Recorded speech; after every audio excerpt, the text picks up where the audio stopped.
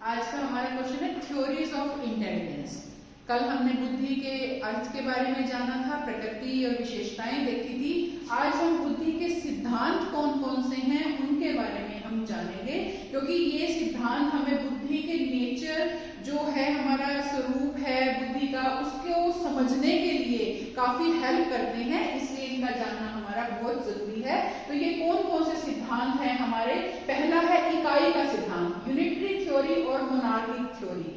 Second है समूह कारक सिद्धांत, ग्रुप फैक्टर थ्योरी और ओलिगेनिक थ्योरी। थर्ड है बहुकारक सिद्धांत, मल्टीपल फैक्टर थ्योरी और एनार्किक थ्योरी।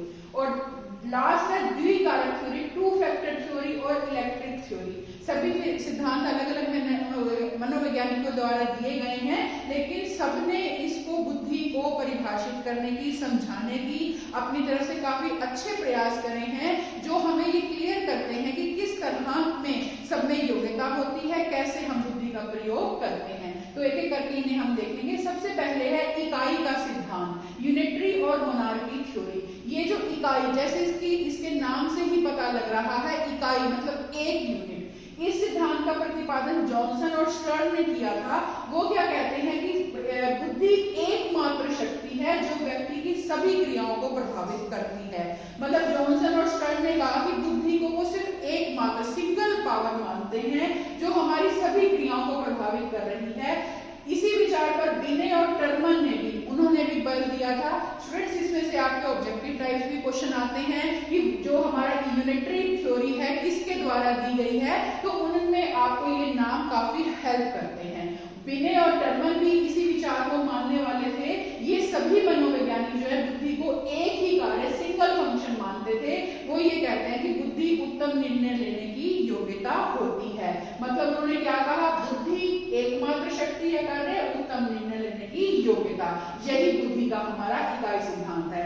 हालांकि ये जो सिद्धांत है सबसे पुराना सिद्धांत है और इसे जो है फैकल्टी थ्योरी भी कहा गया था।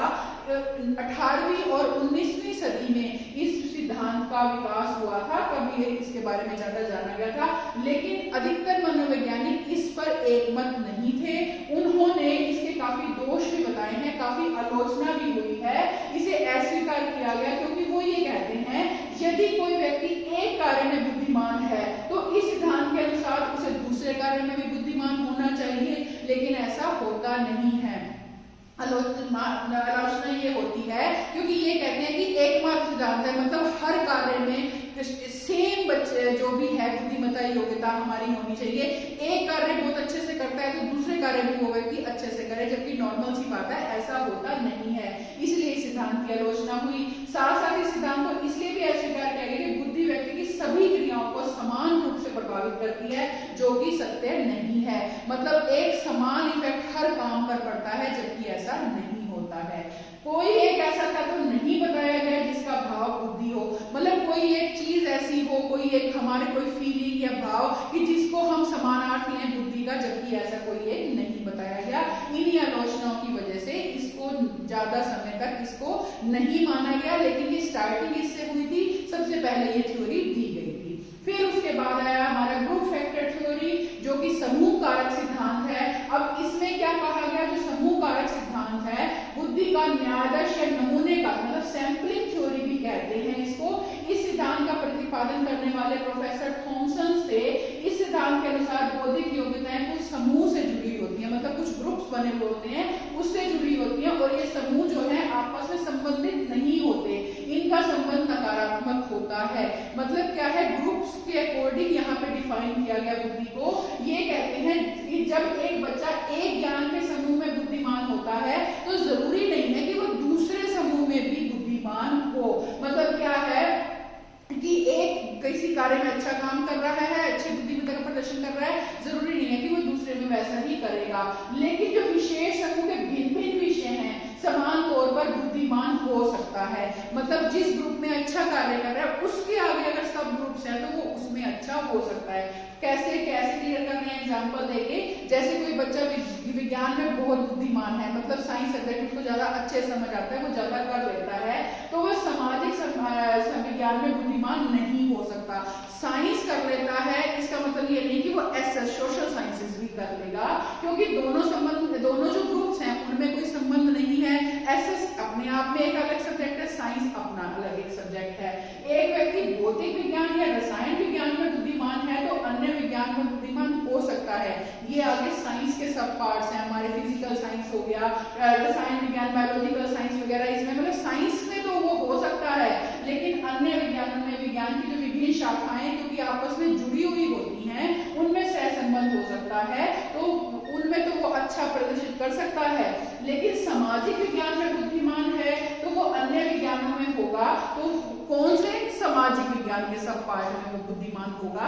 तो इसमें ये कहा गया कि रिलेशन जो ग्रुप्स का है वो इंटर रिलेटेड है, अलग ग्रुप्स के साथ वो मैच नहीं करता। तो ये सिद्धांत हमारा कोरिलेशन तकनीक पर आधारित हुआ, मतलब आपस में सहसंबंध है। संक्षेप में हम इस सिद्धांत पूरे के बारे में हम अगर ओवरऑल कहें तो क्या बात है कि हर व्यक्ति के पास विभिन्न मानसिक योग्यताएं होती हैं।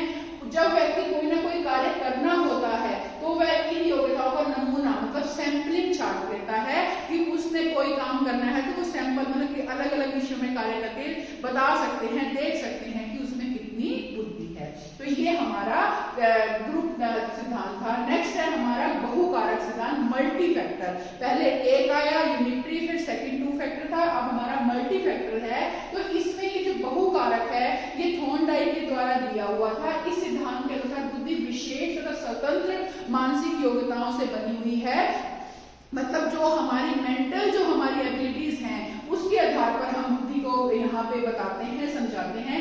ये जो स्वतंत्र मानसिक योग्यताएं हैं उनके आपस में बीच में तो कोई संबंध नहीं होता। यहाँ पे कहा कि विशेष और स्वतंत्र मानसिक योग्यताओं से बनी हुई है। स्वतंत्र है जैसे कि नाम से ही है, फ्री है, उनका आपस में कोई महत्वपूर्ण संबंध नहीं है। इस सिद्धांत के अनुसार व्यक्ति एक क्षेत्र में कार्य करने की योग्यता से यह अनुमान नहीं लगाया जा सकता कि वह किस प्रकार के कार्य करने की योग्यता रखता है। मतलब एक फील्ड में कोई अच्छा कर रहा है तो वो देख के हम यूं नहीं कह सकते कि हर फील्ड में कैसा करेगा, सेम ऐसा ही अच्छा करेगा या गलत करेगा, उससे नहीं पता लगता है सभी योग्यताओं का मनुष्य की। यदि व्यक्ति साहित्य में उच्च कोटि की योग्यता रखता है तो उससे हम ये अनुमान नहीं लगा सकते कि विज्ञान में भी वैसे योग्यता है या नहीं है। देखिए जैसे कि आप सबको पता है हर एक बच्चे में अपनी कुछ विशेष योग्यताएं होती हैं। हर फील्ड में हर बच्चा अच्छा नहीं होता। कुछ एक प्रतिभाशाली बच्चे होते हैं कि हाँ हर फील्ड में, पढ़ाई में भी, खेल में भी, हर जगह, चाहे किसी फंक्शन में पार्टिसिपेट करना है, डांस है, पोएम में, डिबेट में, हर जगह बच्चा ओवरऑल अच्छा जा रहा है। ऐसे कुछ एक ही होते हैं, जबकि हर कैसेट है सब में अपनी अलग अलग योग्यताएं होती हैं। कोई किसी फील्ड में अच्छा है तो कोई किसी अलग फील्ड में, तो उसके एक से अच्छा होने में हम ये अनुमान नहीं लगा सकते कि वो सब में अच्छा होगा। तो ये जो स्वतंत्र मानसिक योग्यताएं हैं यहाँ जिनके बात करी वो न्यूमेरिकल रीजनिंग मतलब संख्यात्मक तर्क में, शब्द भंडार, वर्गीकरण, ये सब हमारी होती हैं। ये सिद्धांत ये मानता है कि प्रत्येक जो कार्य है विभिन्न योग्यताओं की हमारी यहाँ पे अपेक्षा रखता है। कई बार वे कार्य केवल एक या दो बार या कई बार की जैसे 2 या 3 योग्यताओं की अपेक्षा रखते हैं। एग्जाम्पल के थ्रू जैसे बताया, किसी कोई काम दिया गया करने के लिए बच्चे को और उसमें उसके 50 मार्क्स आए, तो 50 मार्क्स का मतलब क्या है कि जितने भी कार्य दिए गए ना उनमें से 2 या 3 से अधिक कारक विद्यमान है, क्योंकि 100% तो हुआ नहीं, 50 आए हैं तो मतलब उसमें से हाफ 2 या 3 कारक है, थोड़े से उससे ज्यादा है। और ये जो कारक हैं ये आपस में सह संबंधित है। इससे अभिप्राय ये हुआ कि योग्यताओं का जो एक समूह है वो एक ही उस कार्य में शामिल है। तो मेन इस सारी थ्योरी से थॉर्नडाइक ने ये बताया कि प्रत्येक कार्य में कुछ न कुछ कारक अपनी महत्वपूर्ण भूमिका निभाते हैं, आपस में संबंधित होते हैं और इनसे ये संबंध संकेत भी मिलता है कि कुछ कारक साझे होते हैं, कॉमन होते हैं। मतलब जो कॉमन फैक्टर्स हैं उनमें तो बच्चा जो है अच्छा कार्य करेगा, जो अलग होंगे उसमें उसकी सेम योग्यता है या नहीं वो ये नहीं बताएंगे, क्योंकि मानसिक योग्यताएं स्वतंत्र होती हैं। तो थॉर्नडाइक ने अपने सिद्धांत में ये बताया है। नेक्स्ट जो हमारी 2 फैक्टर थ्योरी है स्टूडेंट्स, इससे नेक्स्ट वीडियो में हम करेंगे।